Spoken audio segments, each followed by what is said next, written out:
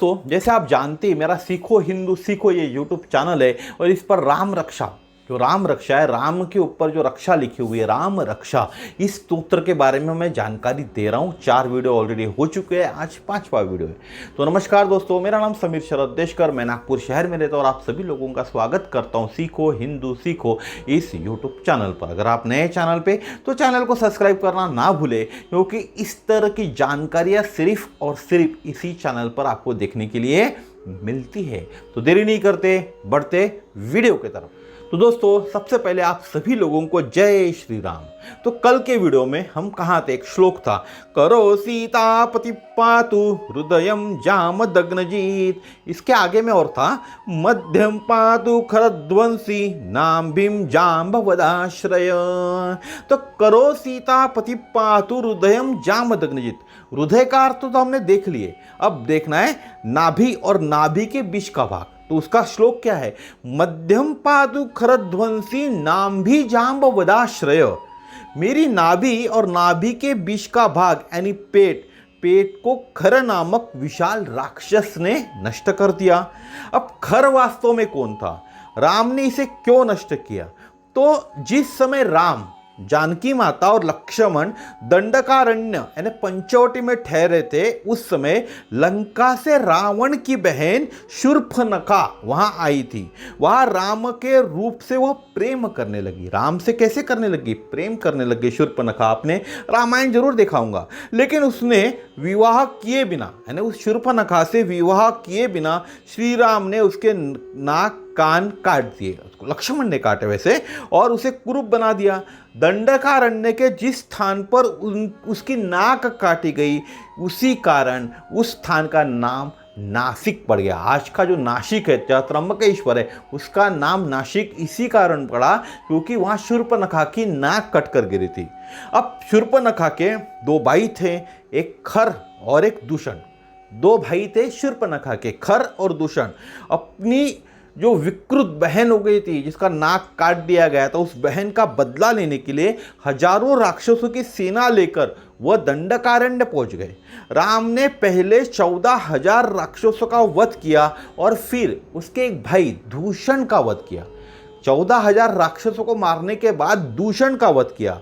यहाँ एक श्लोक है, चतुर्दश सहस्त्राणि रक्षसाम भीम कर्मणाम हत्यानेकेन रामेण मानुषेण पदातिना। यह श्लोक है, ठीक है, जहां लिखा हुआ है 14,000 राक्षसों का वध किया। इस युद्ध में त्रिशिरा और खर दोनों राक्षस बच गए।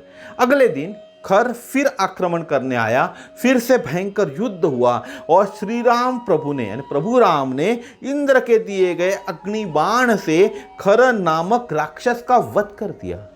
यहां कौन सा बाण यूज किया? जो इंद्र ने अग्निबाण दिया था वह राम जी ने यूज किया और खर नामक राक्षस का वध कर दिया, क्योंकि यह पहले से लिखा हुआ था रामायण के अंदर में। राम अवतार लेने से पहले ही रामायण में लिखा हुआ था, इसीलिए प्रभु राम ने ऐसा किया। ऐसे खरध्वंसी राम मेरे मध्य की रक्षा करे, इसीलिए बोला जाता है कि खरध्वंसी राम मेरे पेट की, मध्य की रक्षा करे।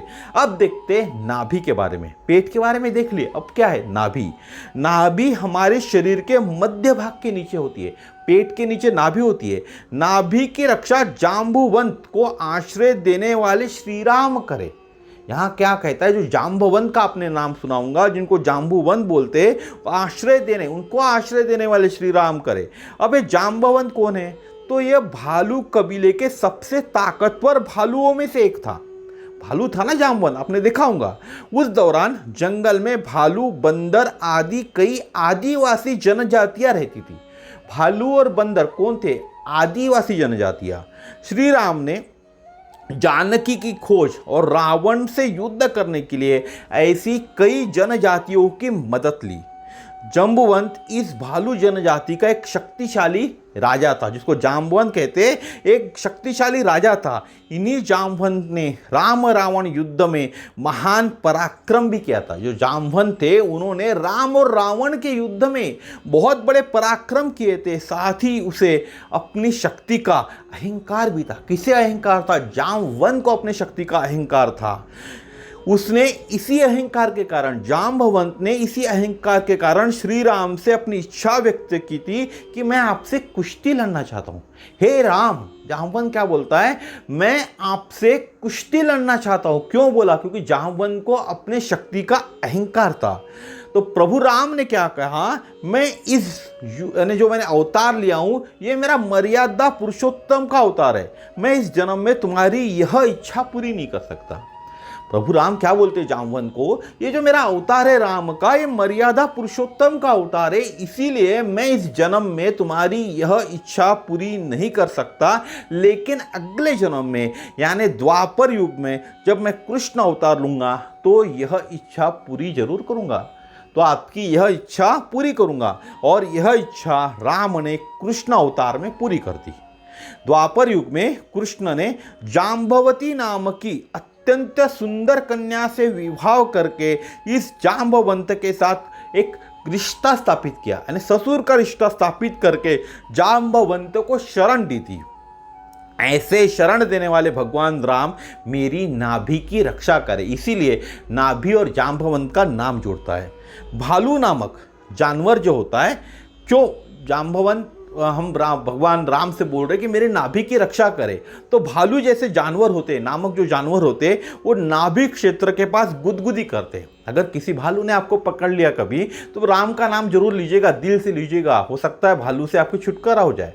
क्योंकि भालू जब इंसान को पकड़ लेता है तो आपको आपके जो नाभि का क्षेत्र है आपका, वहाँ गुदगुदी करता है, गुदगुदी होती है ना वहाँ आपको, और इंसान को इतनी गुदगुदी करता है कि इंसान मर जाता है। इसीलिए राम जो मेरे राम हैं, जो भगवान राम है, नाभि को, मेरी जो नाभि है उस नाभि को ऐसे जानवर से बचाए।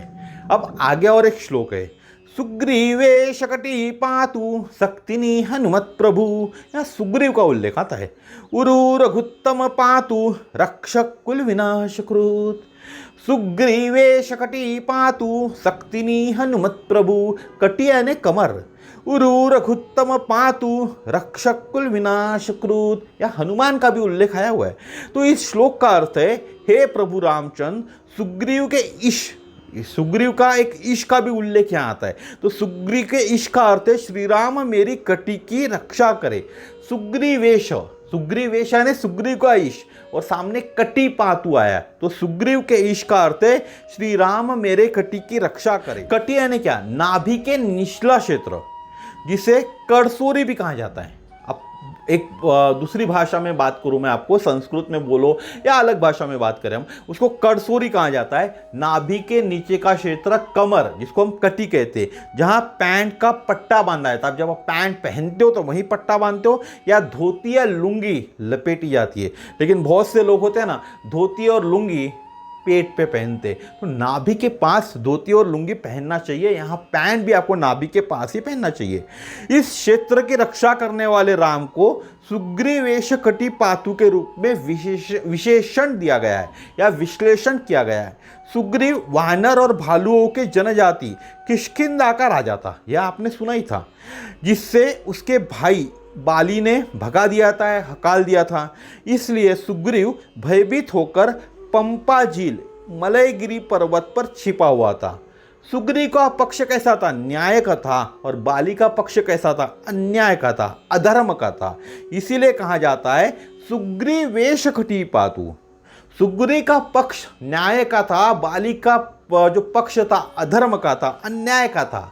अब बहुत से लोग इसके ऊपर भी जब वार्तालाप होता है तो सहमत नहीं होते कि राम ने सुग्रीव की मदद क्यों की, बाली को क्यों मारा।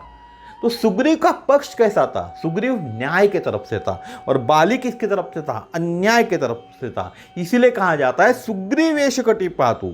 अब वह गवाह के रूप में वह व्यक्ति सुग्रीव के लिए दौड़ कर आया, यानी भगवान के रूप में वह व्यक्ति सुग्रीव के लिए दौड़ कर आया, और बाली के जिसने वध किया, क्योंकि उसने ऐसे अधर्मी राजा को मारकर सुग्रीव को न्याय दिलाया था। भगवान राम ने भगवान के रूप में आकर किसकी मदद की? सुग्रीव की मदद की, और ऐसे राजा को मौत दिया, यानी बाली को मौत दिया, क्योंकि सुग्रीव को न्याय देना था करके बाली को मौत मिली थी। अब कटी के नीचे का भाग क्या होता है? गुप्तांग भी कहते हैं।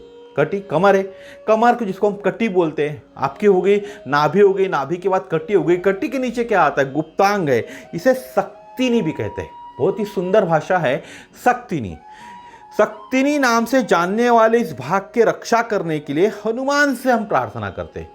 राम रक्षा के अंदर में शक्तिनी जो है उसको हनुमान से जोड़ा जाता है, जो गुप्तांग है उसको हनुमान से जोड़ा जाता है।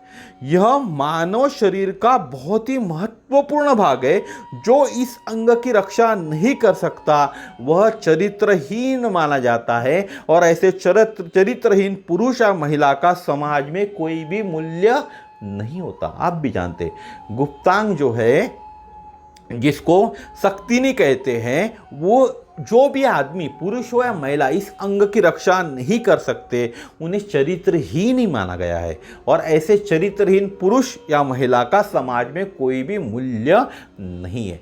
चरित्रहीन का मतलब यहाँ क्या हुआ, किसी के ऊपर में किसी ने अन्याय कर दिया, किसी महिला के ऊपर में जोर जबरदस्ती की, तो वो चरित्रहीन नहीं कहलाएंगे। लेकिन जो स्वखुशी से महिला या पुरुष इस अंग की क्या बोले हम लोग, इस अंग की सुरक्षा नहीं करते, वो कैसे कहलाएंगे, वो चरित्रहीन कहलाएंगे।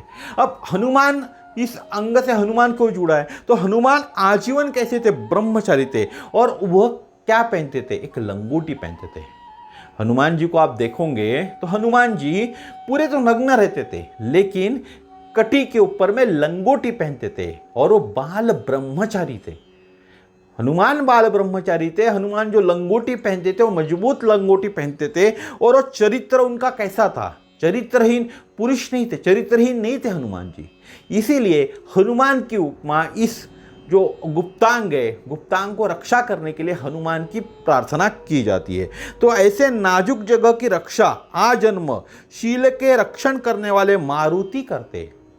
आज जन्म हर जन्म में शील की रक्षा कौन करते, मारुति करते, क्योंकि वो क्या पहने हुए थे, लंगोटी पहने हुए थे। इसीलिए उनसे प्रार्थना की जाती कि आज जन्म मेरे शील की रक्षा करो। तो ऐसे मारुति के स्वामी कौन थे, भगवान राम थे। तो भगवान राम से हम क्या कहते हैं, जो मारुति के स्वामी है, मेरी शक्तिनी की भी रक्षा करो। किसके मार्फत रक्षा करो, तो हनुमान के मार्फत मेरे शक्तिनी की रक्षा करो। शक्तिनी यानी गुप्तांग का जो भाग होता है पुरुष और महिला उन दोनों का, उसे शक्तिनी कहा जाता है। तो दोस्तों आज का वीडियो यहीं तक था। कल फिर मिलेंगे इस तरह के नए वीडियो में, नए भाग के 6वां पार्ट रहेगा। और राम रक्षा इतना अच्छा अर्थ मैं आपको बता रहा हूँ, ये कुलकर्णी महाराज की देन है। कुलकर्णी महाराज ने इसको मराठी में ट्रांसलेट किया था, जो मैं आपके लिए हिंदी में ट्रांसलेट करके ला रहा हूं। और ऐसी राम रक्षा, ऐसे राम रक्षा का अर्थ, राम रक्षा के अंदर में छिपा हुआ रहस्य आज तक आपको किसी ने बताया ही नहीं होगा। तो कल फिर मिलेंगे इस तरह के नए वीडियो में नए विषय के साथ। नमस्कार, जय श्री राम, जय हिंद। भगवान राम आपको खुश रखे और आपकी सभी मनोकामनाएं पूरी हो। जय श्री राम।